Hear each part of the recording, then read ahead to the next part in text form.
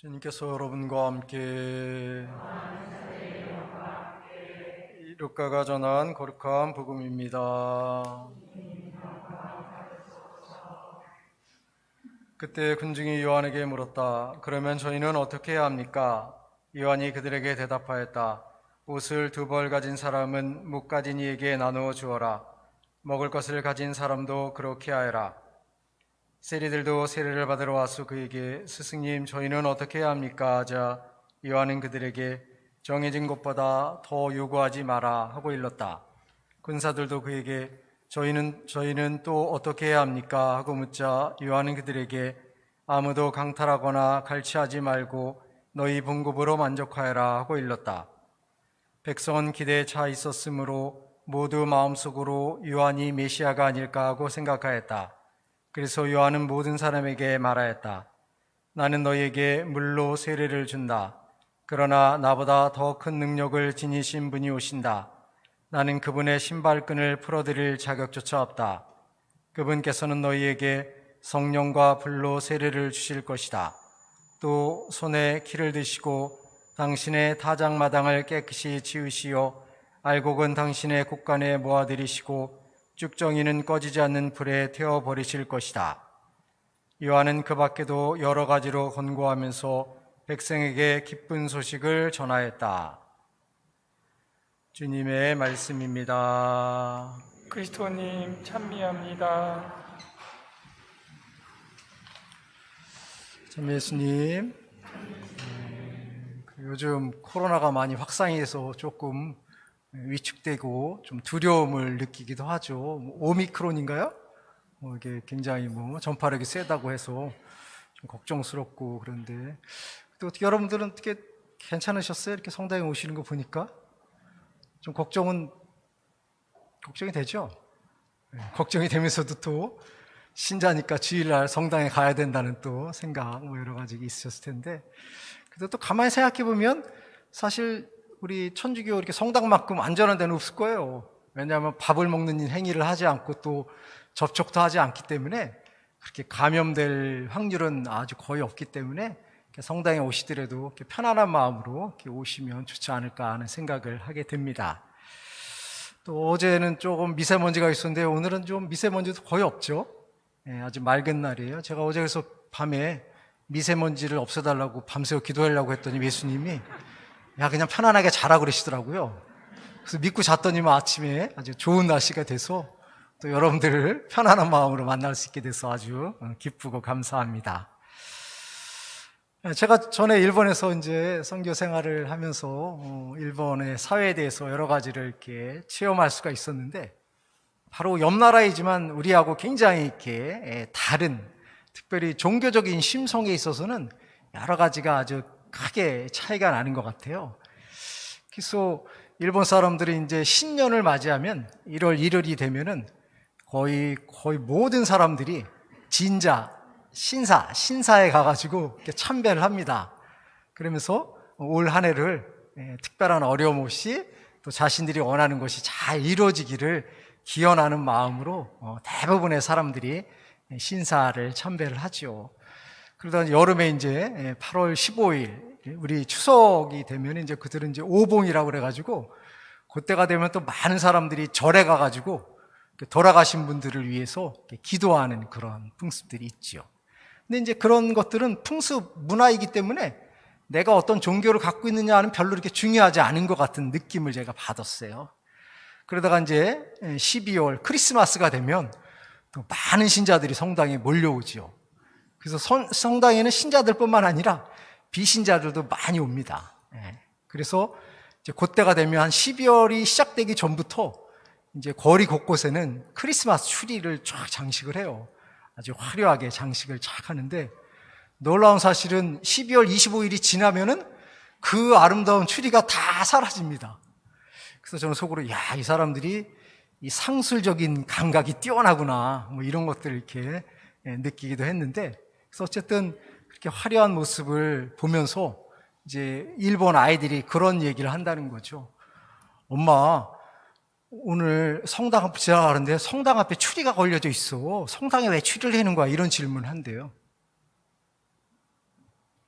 제가 너무 어려운 얘기를 했나요? 너무 황당하죠? 예, 크리스마스 추리, 뭐 구유 이런 거는 성당에서만 하는 거잖아요. 우리나라 분위기에서는. 근데 오히려 하도 성당 위에 다른 많은 곳에서 그런 장식들을 하니까 어린아이들이 바라볼 때는 성당은 종교시설인데 왜 저런 크리스마스 추리를 할까? 뭐 이런 생각을 한다는 거죠. 예.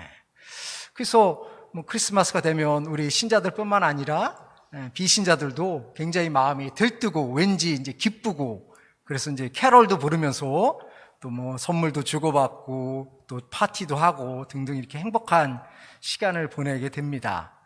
그런데 그들이 그런 행복한 시간을 보내는 목적과 우리 그리스도교 신자들이 행복한 시간을 보내는 목적은 분명히 다르겠죠.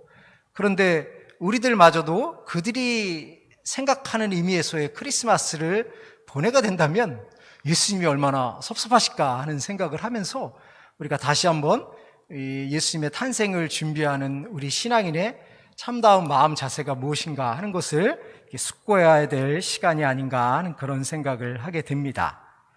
그래서 오늘 복음에서도 요한 세례자는 자기가 이 세상에 온 목적이 무엇인가 하는 것을 명확하게 설명하고 있습니다. 나는 너희에게 세례를 준다. 그러나 나보다 더 큰 능력을 지니신 분이 오시고 나는 그분의 신발끈을 풀어드릴 자격조차 없다. 나는 너희들에게 물로 세례를 주지만 그분께서는 성령과 불로 세례를 주실 것이다 라는 말씀을 하면서 자신의 역할과 그리고 이 세상에 탄생하실 예수님이 누구인가에 대해서 명확하게 언급을 하고 있습니다. 세례자 요한이 물로 세례를 주는 것과 예수님이 성령과 불로 세례를 주는 것은 어찌 보면 비슷한 느낌이 들 수도 있지만 근본적으로 굉장히 큰 차이가 있습니다. 왜냐하면 세례자 요한이 물로 세례를 준다는 것은 죄를 없애는 아주 중요한 역할을 하긴 하지만 죄를 없애는 외적인 행위로서 머물기 때문에 예수님이 불과 성령으로 우리의 마음을 정화시키는 것과는 차원이 다른 것이죠.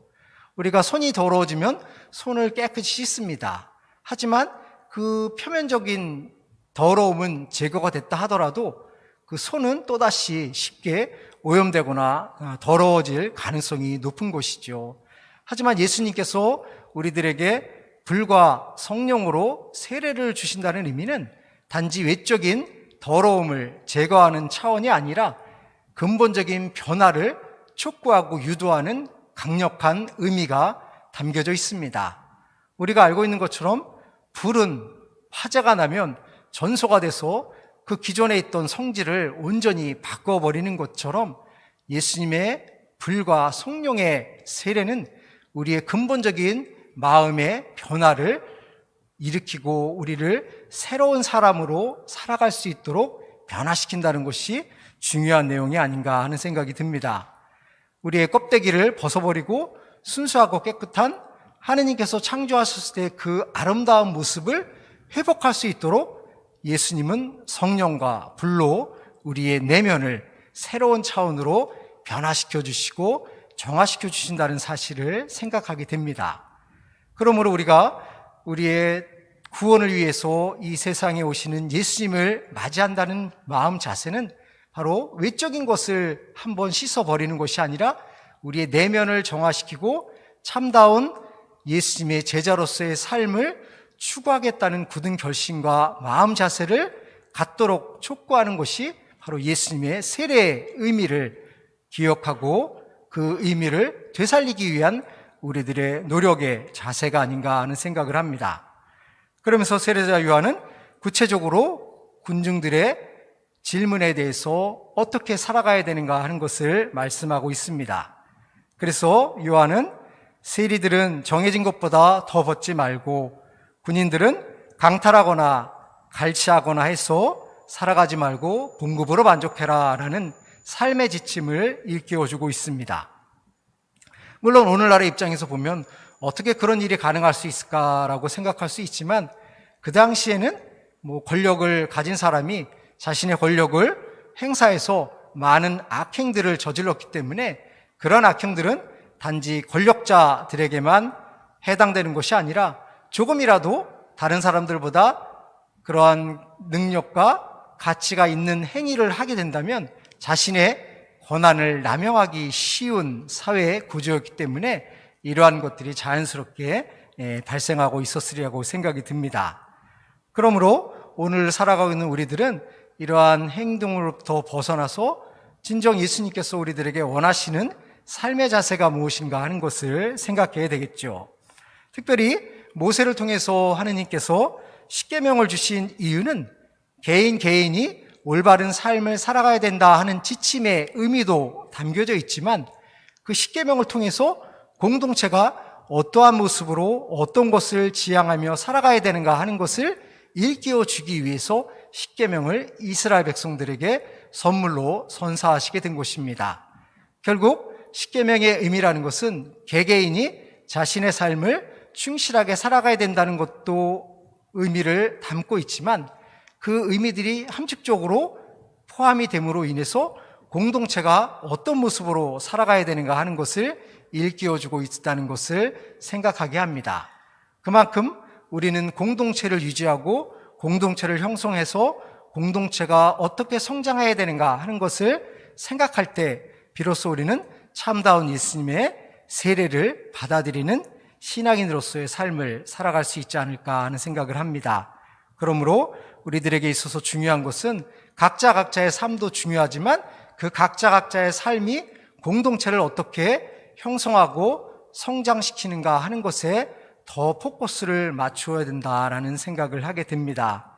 그래서 우리의 구원을 위해서 오시는 예수님을 맞이하기 위해서 우리 공동체가 그리고 우리 각자가 어떠한 모습으로 자신의 삶을 변형시키고 회복시켜야 되는가 하는 것을 생각하면서 우리의 구원을 위해서 오시는 예수님을 기쁜 마음으로 맞이할 수 있으면 좋겠습니다. 잠시 눈을 감고 우리가 어떻게 예수님의 탄생을 위해서 우리의 내면을 변화시키고 정화시킬 수 있을까 생각해 보겠습니다.